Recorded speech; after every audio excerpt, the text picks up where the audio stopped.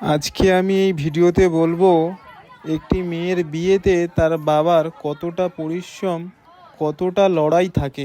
সেই পরিশ্রমকে ভুলে আমরা কত তাদেরকে ছোট করতে পারি। আমরা বিয়েতে যেয়ে শুধু খাবারেরই কমি খুঁজি, রান্না ভালো হয়নি, মাংস কম পড়েছে, নুন কম হয়েছে, কিন্তু কখনো কি আমরা দেখেছি বিয়েটাতে কত টাকা খরচা হয়েছে?